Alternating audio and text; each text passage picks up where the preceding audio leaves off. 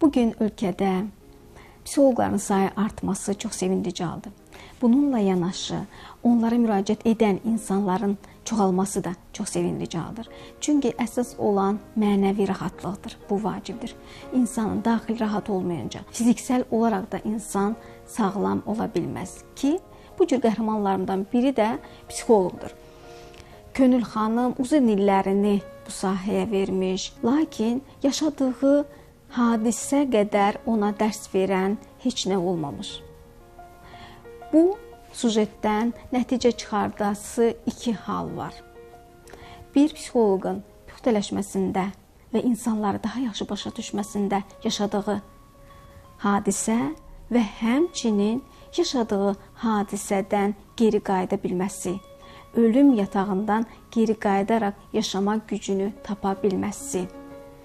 Bugün qəhrəmanım yaşadığı, xatırlatması belə acı olan hadisəni məhz siz yaxşı yaşaya biləsiniz deyə oxşar halı yaşayan insanlar üçün, qadınlar üçün danışacaq.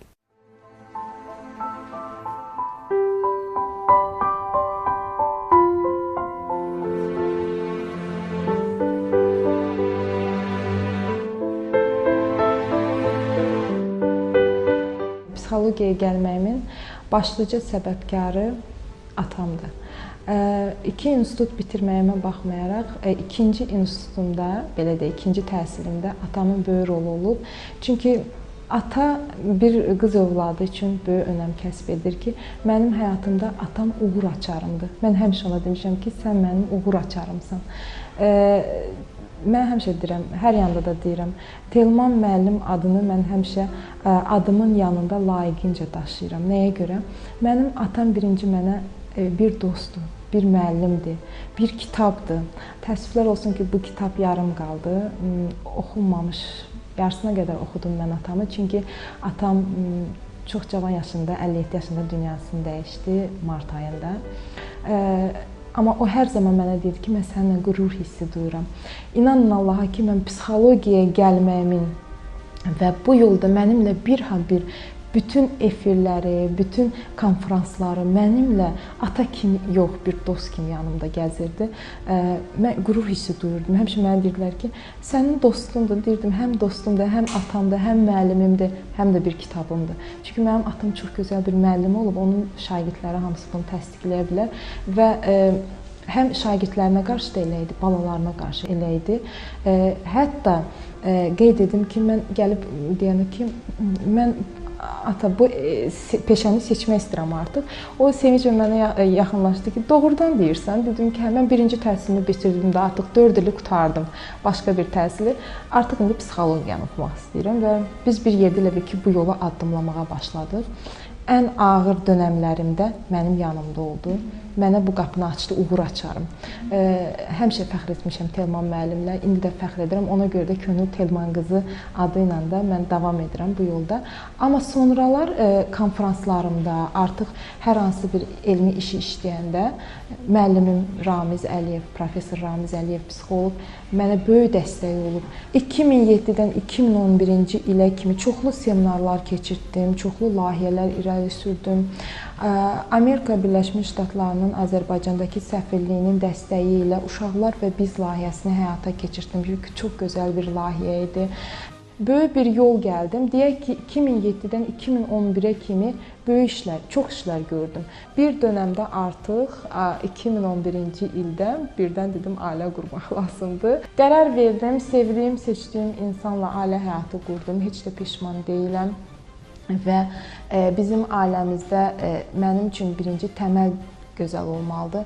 Konfutsiyanın gözəl bir sözü var, ailə kiçik bir dövlətdir. Mən istədim ki, o kiçik dövlətimin təməlini möhkəm qoyum və o təməlin içində qoyulan möhkəmlikdən gözəl övladlar yetişdirim və sırf həyat yoldaşıma da, övladlarıma da sevgini gözəl şəkildə çatdırım. Təsəvvür edin ki, mən 2011-ci ildə ailə həyatı quranda mən bütün kontaktlarımı hamıdan kəsdim. Mən nə qədər adam axtarmışdım, heç kim tapmamışdı. Çünki sırf psixoloji cəhətdən ailəmə bağlandım və övladlarımı böyütdüm. Baxmayın ki, psixoloqam, mənim peşəmi sevsəm belə həyatımda birinci və sonuncu ailəm və balalarım durur.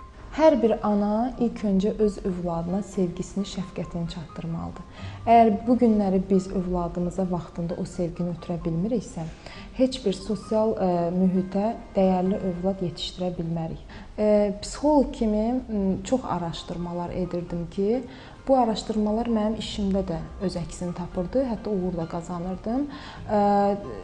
Birdən elə oldu ki, mən o ara verdiyim müddətdə özüm o pasientlərlə işlədiyim dönəmə gəldim, düşdüm. Yəni elə bir həyat yaşadım ki, o dönəmdə. Bu dönəm hardasa 2014-cü ildə baş verdi. Mənim həyatımın ən ağır ili, belə deyək. O il mənim üçün həm sevinci idi, ikinci övladım dünyaya gəlmişdi, həm də ən ağır il idi. Sevinclə, belə deyək, qəhəri bir yerdə yaşayırdım. Təsəvvür edin ki, 2014-cü ildə o oxuduqlarım, o insanlara etdiyim köməkliklər, bir anlıq özüm gəlib həmin situasiyanın içinə düşdüm. Ölüm qalım arasında bir mübarizə. Bu mübarizədə hər bir şey olardı. Çünki həkimlər hamısı artıq mənim yaşayacağıma rəy yazmamışdılar. Yəni artıq bu insan can verir, belə qulağım da eşidirdi reanimasiyada ki, bəlkə heç biz bu qızı narkoza yatsıdırmayaq, bəlkə biz bu qıza toxunmayaq, artıq gözündə, dilində maye qurtarıb. Yəni belə sözləri deyirdilər, onlar elə başa düşürdülər ki, mən eşitmirəm, artıq komadayam, bunları eşitmirəm. Amma hamısını görürdüm, hamının qaçışmalarını görürdüm. Yəni birində gözüm çöndüm, gördüm ki, həkim artıq mənə yaxınlaşmaq istəmir və söykənib divarın küncündə mənə baxır. Mən qayıtdım ki, doktor, yaxınlaşın, qorxmayın. O üzü dəhşətə gəldi ki, yəni mən buna reaksiya verirəm. Hətta narkozu qoluma qoşan qıza da çöndüm ki, biraz narkozu gec qoş, kəlmə-i şəhadətimi deyim. Və mən ana üçüncü dəfə deyəlim ki, həyatımda ana olmaq şansını itirdim. Yəni mən sevinirəm ki, 2 övlad anasıyam və mən istərdim ki, mənim kimi xanımlar da motivasiya eləməyə bacarsınlar özlərini. Həyatda insanın başına hər şey gələ bilər. Baxın, mən ölüm qalım arasında mübarizə apardım. İlk gözlərimi açanda gecə və səhər olduğunu bilmirdim. Reanimasiya çox qaranlıq idi. Qıza deyirəm ki, mən ayağa qalxmaq istəyirəm. Deyir, yox, sizə şunurlar qoşulub, siz heç cür buradan dura bilməzsiniz. Deyirəm, axı mən qalxmaq istəyirəm, mən artıq uzanmaqdan yoruldum. Bunu istəməzdim ki, hansısa bir xanım yaşasın. Çünki hamı mənim kimi psixoloq deyil və hamı güclü psixologiyaya malik deyil. Çünki xanımlar var ki, özlərini motivasiya edə bilmirlər. Və bu dönəmdən intihara qədər gedib çıxırlar ki, xanım var ki, mənə müraciət edir, deyir ki, mən bu, halbuki xəbəri yoxdur ki, mən də həmin situasiyalardan keçmişəm. Mən artıq özümü intihar həddinə gedib çıxmışam, öldürmək istəyirəm, yaşamaq istəmirəm. Çox ağır bir dönəmlərdir. Mən xanımlara artıq qulaq asıram, axırda dedim ki, baxın, mən də sizin kimiyəm, görün mən necə özümü motivasiya eləmişəm. Hər bir xanımın gücü, qüvvəsi onun daxilində yatır. Əgər xanım istəsə, o qüvvəni daxilindən elə bir çıxarda bilər ki, onun qarşısında heç kim dayana bilməz. Mənim daxilimdə bir məqsədlərim var. O məqsədlərimi çıxardıram ki, mən cəhd edirəm ki, bunu etməliyəm. Reanimasiyadaydı, səhərsi gün həkim gələndə qayıtdı, mənə sual verdi ki, ayağa qalxmaq istəyirsən? Dedim, o qədər istəyirəm ki, qalxa bilərəm. Qayıtdı, qoyun sənə ətrafda mesestralar kömək eləsin. İnandırım sizi, o şunurlarla mən heç bir mesestra imkan vermədim mənə yaxınlaşsın. Mən var gücümü topladım və öz-özümə dedim ki, ayağa qalxmalısan, nə qədər olacaq? 2 övlad səni evdə gözləyir, halbuki mən ikinci övladımı görməmişdim və ayağa cəhd edib özümü qalxdım. Bu yaşadıqlarım mənim həyatımda da özünün bir rolu oldu, belə deyək. Yaşadıqlarımdan da bir dərs çıxartdım. Əvvəllər əgər oxuduqlarım əsasında yaxınlaşırdımsa qarşımdakı insana, artıq yaşadıqlarımın üstündə yanaşma tərzi edirəm. Artıq onlara yanaşma tərzim biraz da əvvəlkindən daha fərqlidir. Çünki onları mən yaşamışam, axı, mən keçirmişəm. Onlara motivasiyanı daha dəqiq, necə qurmalarını, necə öz-özlərindən məqsədlərini irəli çıxartmağı daxillərindən başa salıram və bu mənim üçün iş həyatımda da böyük uğur gətirir. Çünki hər bir insanın həyatında bir dönəm olur, hərədə bir cürdür. Amma ən gözəli nədir? Ən gözəli odur ki, insan özü-özünü kəşf eləməyə bacarsın. Artıq iş həyatına qədəm qoyanda pillə-pillə, belə deyək ki, yavaş-yavaş addımlamağa başladım. Mənim üçün çətin olmadı. Elə bilin ki, mən həmişə deyirəm, mən naxışlı adamam. Pasientlər, belə deyək, ətrafımdakı insanlar, dostlar get-gedə artmağa başladı. Özüm də gördüm ki, artıq Yəni 2007 və 2017 arada böyük fərq var. Uşaqlarla da eşidirəm, müraciət edən arasında, yəni valideynlər də bir də görürsün, müraciət edirlər. Uşaqlarımızın psixologiyası sırf valideyn-övlad münasibətindən qaynaqlanır. Baxın, bir də görürsünüz, valideynlər müraciət edirlər.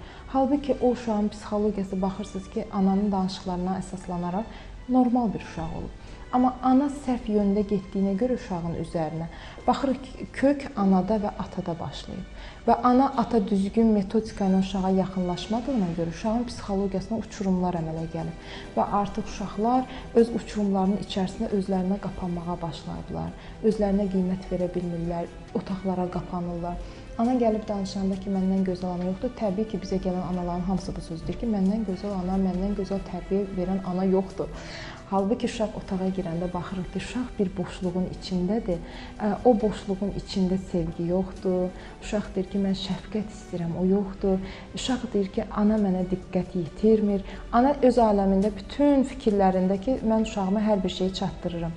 Amma fikirləşmir ki, etmək xətrinə edib övladına. Bunları sırf çatdırmaq xətrinə, yəni övladına çatdırmayıb, belə deyək. Hər bir şey göz kontaktında olur. Əgər bugün ana bir yarım saatında göz kontaktı ilə, övladı ilə yanaşaraq, danışaraq həll edərsə məsələni, inandırım ki, 1 saat, 2 saat ilə yarım saatın içində həll etmiş olar. Təəssüflər ki, valideynlərimiz deyir ki, bütün gün ərzində biz uşaqlarla otururuq, amma o bütün günü yarım saatına olan sevgisini ötürə bilmir. Yəni, bu kimi hallar yaşanır. Ona görə də problemlər bu dəqiqə uşaqlarımızla çoxdur. Amma böyüklərlə də var. Mən həmişə bir prizmadan yanaşıram ki, həmişə onlara deyirəm ki, mənim bir devizim var. Məşhur alimin belə bir sözü var ki, ağıl anbar deyil, həyatda qarşılaşdığımız hər bir şeyi ora yığaq. Ağıl milyonlarla misilsiz şəbəkənin xəzinəsidir ki, ora boş məlumatları da daxil edə bilərik. Zəngin, çeşidli, dəfnələrli də. Amma təəssüflər olsun ki, bizim cəmiyyətdə ətrafdan gələn hər bir şeyi, neqativləri xanımlarımız tez şuuraltlarına daxil edirlər ki, bu da gətirir, nəyə çıxardır? Xanımın özünə qarşı problemlərinə, o problemlər keçir ailəyə, keçir uşağa. Təsəvvür edin, görün neçə insana neqativlər ötürülür. Sonra da gəlir uşaqla ana arasındakı problemlər. Ona görə mən hər dəfə bura daxil olan valideynə də deyirəm ki, birinci çalışın ətrafda neqativləri qıraqda qoyun. Neqativi qıraqda qoysaz, ağıllı və xoşbəxt olmağın yolunu tapacaqsınız. Çünki hər bir şeyin kökündə neqativlik durur. Neqativlik insanın həyatını da dağıda bilər. Ətrafdan gələn o sərt, belə deyək, reaksiyalara fikir versək, onda gərək biz heç yaşamayaq, ətrafa görə yaşayaq. Hər şeydən öndə birinci insan ətrafa fikir vermədən uğura doğru, məqsədə doğru irəliləməlidir. İçinizdəki uğuru, məqsədi çıxartsaz, inandırım sizi ki, sizdən güclü qadın ola bilməz. Qadın böyük qüvvədir. Əgər o qadının qüvvəsi ortaya çıxarsa, qarşısında heç kim dayana bilməz. Mən də o prizmadan yola çıxıram. Həmişə özümü çox güclü hesab etmişəm. İndi də psixoloji cəhətdən də güclüyəm. Güclü olmasam bu boyda hadisələrə qalib gəlməzdim. Birinci Allahın sayəsində təbii ayağa qalxdım. İkinci də ətrafımdakı insanların, özümü motivasiya eləməyimdən ayağa qalxdım ki, bu ayağa qalxmağım mənə bir stimul oldu və mən bu stimulla irəliləməyə başladım. Çox sevinirəm ki, psixologiya sənətini seçmişəm və insanlara da bu yolda kömək olurum. Təbii, əgər biz həyatda hər şeyin pisini düşünəcəksə, danışılan bir şeydə pis axtaracaqsa, heç vaxt həyatda heç bir şey əldə edə bilməyəcəyik. Ən önəmli həyatda nədir? İnsan yaşadıqlarından dərs çıxartsın və yaşadıqlarından çıxartdığı dərsə görə də həyatda addımlasın. Heç kimin həyatında heç nə təsadüfi deyil. Bu yaşanacaqmış. Mən yaşayacaqmışam bunu ki, olmalıdır. Mən heç vaxt başıma gələnlərdən peşmançılıq hissi duymuram, nə də isyan aparan insanlardan deyiləm ki, mən bu isyanı Allahıma aparım ki, niyə bunlar oldu, nəyə görə bunlar oldu? Demək ki, hər ziyanda bir xeyir var. Bunlar olacaqmış ki, yaxşıya doğru biz addımlaya bilək. Mən buradan da xanımlarımıza qeyd etmək istəyirəm ki, pisə köklənməyin, pozitiv olun. incə bir şeydən, hətta gedirsiniz də, qarşınızda elə bir şeydir ki, baxırsınız divarlardır, uzun yoldur, hətta o yoldan belə zövq almağı bacarın. Mən hər şeydən, incəlikdən zövq almağı sevən insanım. Ona görə də həyatımı, uşaqlarımı, aləmi sevirəm. Bu sevgini ətrafa ötürsüz, İnandırım sizi, qarşınızdakı həyat yoldaşınızdan da, balalarınızdan da o sevgini ala biləcəksiniz. Hər xanım istəyər ki, xanım kimi qarşısındakı həyat yoldaşını sevgini duya bilsin. Hər xanım da şikayət edir ki, mən bunu niyə duya bilmirəm, həyat yoldaşım nəyə görə? Amma bir fikirləşmir ki, bir çönüm özümə baxım, özümdə bir düzəlişlər edim, öz həyatımda. Bəlkə mənim özümdə səhv var, mən o düzəliş edim. Əgər bir qadın öz həyatında, öz proqramını, hər bir şeyi şuur altında normal şəkildə apararsa, artıq inandırım sizi, qarşısındakı həyat yoldaşı da ona qarşı fikirləri dəyişir. Güclü xanım qarşısındakı həyat yoldaşını da güclü edə bilər.